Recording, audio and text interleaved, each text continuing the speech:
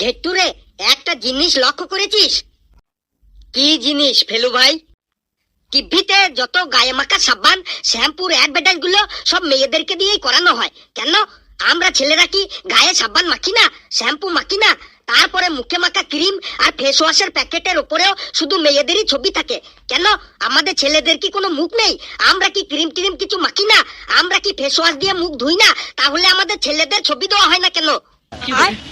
তুই ঠিকই বলেছিস রে ফেলু, আমাদের ছেলেদেরকে দিয়ে শুধু দাঁত হাজা চুলকানির মলমের অ্যাডভার্টাইজ দেওয়া হয়।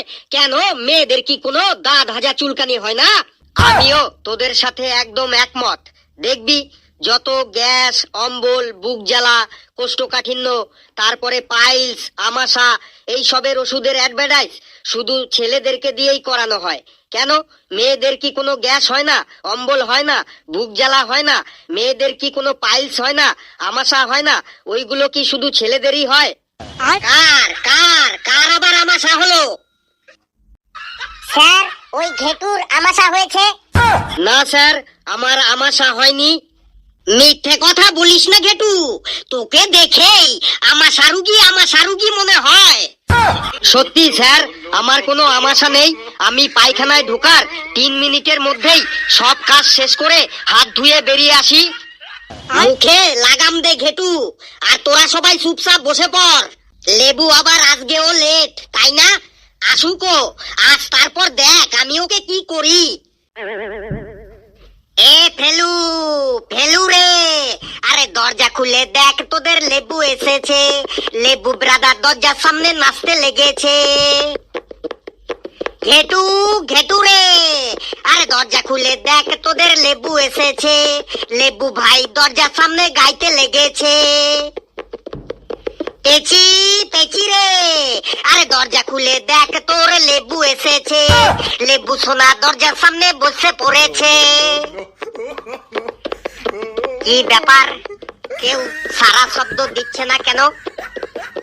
ও স্যার, স্যার গো, দরজা খুলে দেখুন আপনার লেবু এসেছে। কটা লেবু দরজার সামনে হাত দিয়ে বসেছে।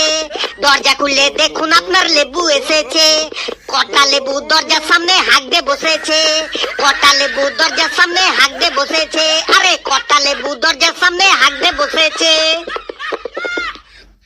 খবরদার লেবু, দরজার সামনে একদম হাঁকবি না কিন্তু। তাইলে দরজাটা খুলুন। দরজা দেখ খোলাই আছে, চলে আয়। তোর আজও এত লেট হলো কেন বল? স্যার, একটু রিল ভিডিও বানাচ্ছিলাম, তাই লেট হয়ে গেল বটে। তুই আবার রিল ভিডিও বানাস নাকি? তা কিসের রিল ভিডিও বানাচ্ছিলি শুনি? স্যার, আমি পুকুরের জলে ঝাঁপ মারছিলাম, তার রিল ভিডিও বানাচ্ছিলাম বটে। তুই পুকুরে কেন? তুই যদি বুর্জ খলিফা থেকেও ঝাঁপ মারিস, তাও তো রিল কখনো ভাইরাল হবে না। স্যার, এইবার ভাইরাল হবে কি হবে? এই অসময়ে কে আবার ফোন করলো? যা লেবু, তুই জায়গায় গিয়ে বস। হ্যালো, হ্যালো, কি তাতু, তাতা তুতু তাতা, তেতো তেতো, তুতু তু তুতু তারা, তেতো তেতো, তুতু তু তুতু তারা, তেই তেই তেই, তাতা থই থই, তাতা থই থই, তেতা তুতু তিতি, তোয়া তোয়া তোয়া তা, তিন তুন তিন, তিন তুন, তেতা তেতা তেতা, তাতা থই থই, তাতা থই থই, তাতা থই থই, তেতা তিতি, তোয়া তিন টান তুন তুন, দিয়ে, তাতা থই থই, তাতা থই থই, দিয়ে দিয়ে দিয়ে, তাতা থই থই, তাতা থই থই। এই তোদের একটা সুখবর আছে। সুখবরটা কি জলদি বলুন স্যার। সুখবরটা হলো এই মাত্র মরক্কোর প্রেসিডেন্ট আমাকে ফোন করলো। স্যার, মরক্কোর প্রেসিডেন্ট আপনার ফোন নম্বরটা কোথা থেকে পেল? সেটা জানি না, উনি আমার ফোন নম্বরটা কোথা থেকে পেল। স্যার, আমার মনে হয় মরক্কোর প্রেসিডেন্ট উগান্ডার প্রধানমন্ত্রীর কাছ থেকে আপনার ফোন নম্বরটা নিয়েছে? শোন ঘেটু, মরক্কোর প্রেসিডেন্ট আমার ফোন নম্বরটা কোথা থেকে পেলো সেটা বড় কথা না, বড় কথা হলো উনি আমাকে কি বললো সেটাই বড় কথা। স্যার, মরক্কোর প্রেসিডেন্ট আপনাকে কি বললো? উনি বলল আগামী সপ্তাহে ওনাদের দেশে একটা নাটক কম্পিটিশন আছে, সেখানে তোদের নিয়ে আমাকে যেতে বললো অ্যাক্টিং করার জন্য, মানে অভিনয় করার জন্য। এ তো বিরাট খবর স্যার। স্যার, আমি মরক্কো যাব নাটক কম্পিটিশন করতে। স্যার, আমিও মরক্কো যাব নাটক প্রতিযোগিতায় অংশগ্রহণ করতে। স্যার, আমিও নাটকে অংশ নিতে মরক্কো দেশটাতে যাব বটে। স্যার, আমিও মরক্কো যাব। স্যার, মরক্কোতে আমিও যাব, আমিও নাটক করব। স্যার, আমিও নাটক করতে মরক্কো যাব। তোরা যে নাটক কম্পিটিশন করতে মরক্কোতে যেতে চাস, তো তোরা সবাই অ্যাক্টিং জানিস তো, মানে অভিনয় করতে জানিস তো? স্যার, অ্যাক্টিং করতে আমরা সবাই একদম বাঘ বাচ্চা। হ্যাঁ স্যার, ফেলু ভাই ঠিকই বলেছে বটে, অ্যাক্টিং এ আমরা সবাই একদম বাঘ বাচ্চাই বটে। নে তাহলে এবার তোদের অ্যাক্টিং আমি দেখবো, দেখি তোরা অ্যাক্টিং এ বাঘ বাচ্চা নাকি বিড়ালের বাচ্চা। হাবলু, তুই প্রথমে দাঁড়া। ধর তোর খুব জোরে খিদে লেগেছে, তখন তুই তোর মাকে কি বলবি? মা, মা, আমার খুব জোরে খিদে লেগেছে, মা আমাকে একটু হরলিক্স দাও না মা, চেটে চেটে খাবো। এত কিছু থাকতে তোর হরলিক্স চাটতে মন চাইলো? স্যার, হরলিক্স চাটতে আমার খুব ভালো লাগে। ঠিক আছে, ধর তোর মা তোকে হরলিক্স দিল না, তখন তুই কি করবি? তখন আমি হরলিক্স চুরি করে খাবো। তোর মা যদি বুঝে যায় যে তুই চুরি করে হরলিক্স খেয়েছিস, তখন তুই কি করবি? তখন আমি মাকে বলবো, মা আমি চুরি করিনি, তুমি বিশ্বাস করো মা, আমি চুরি করিনি মা। ঠিক আছে, ঠিক আছে, তুই বসে পড়। পেশি আর লেবু, তোরা দুজনে এখানে চলে আয়। স্যার, এসে গেছি। স্যার, আমিও এসে গেছি বটে। পেশি, মন দিয়ে শোন। ধর তোদের বাড়িতে হঠাৎ করে লেবু বেড়াতে এসেছে, এবার যখন লেবু চলে যাবে তখন তুই লেবুকে কি বলবি, এটা অভিনয়ের মাধ্যমে দেখা। পেচি রে, তাইলে আমি এখন যাই বটে। না লেবু না, তুমি আমাকে একা ফেলে রেখে এভাবে চলে যেতে পারো না। তুই আমাকে আর আটকাইস না, আমার এখন যেতেই হবে। যাবেই যখন, তখন আর 30 মিনিট দাঁড়িয়ে যাও লেবু, আমার মা ডিমের ঝোল রান্না করছে, ওটা খেয়েই তুমি যাবে। 30 মিনিট কেন, আর 30 সেকেন্ডও আমি দাঁড়াইব নাই। তাহলে অন্তত একটা ডিম ভাজা খেয়ে যাও লেবু। না, ডিম ভাজাও খাবক নাই, আমি চললাম বটে। চলেই যখন যাবে, তাহলে এলে কেন লেবু? আমি তোদের বাড়িটোতে থাকবার জন্য আসি নাই, আর খাইবার জন্য আসি নাই। তাহলে তুমি কেন এসেছো বলো বলো। চুপ করে থেকো না লেবু, থাকবেই না যখন আবার খাবেই না যখন, তখন এই অসময়ে তুমি আমাদের বাড়িতে কেন এসেছো বলো বলো। বলবো এই অসময়ে তোদের বাড়িটোতে আমি কেন এসেছি বটে? বলো বলো। আমার বলতে লজ্জা করছে বটে। না লেবু না, লজ্জা ঘৃণা বাদ দিয়ে বলো, তুমি আমাদের বাড়ি এই অসময়ে কেন এসেছো?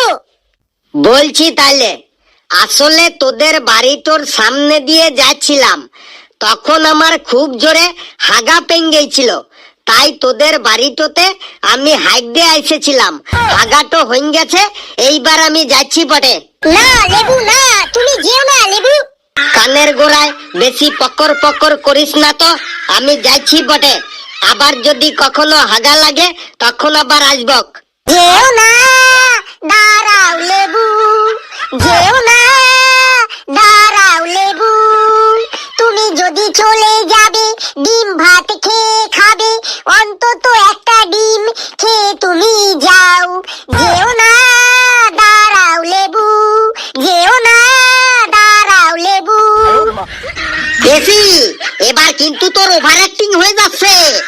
আর লেবু, তোকেও বলছি এরপর থেকে পেশিদের বাড়ির সামনে দিয়ে যাওয়ার আগে তুই তোর বাড়ি থেকে পায়খানা প্রস্রাব করে যাবি কিন্তু।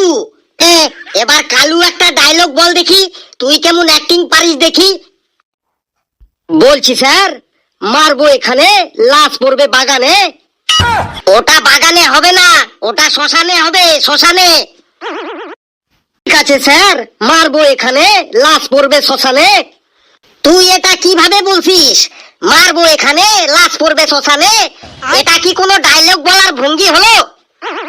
শোন, এই ডায়লগটা তোর চেহারার সাথে কোনো মানানসই হলো না।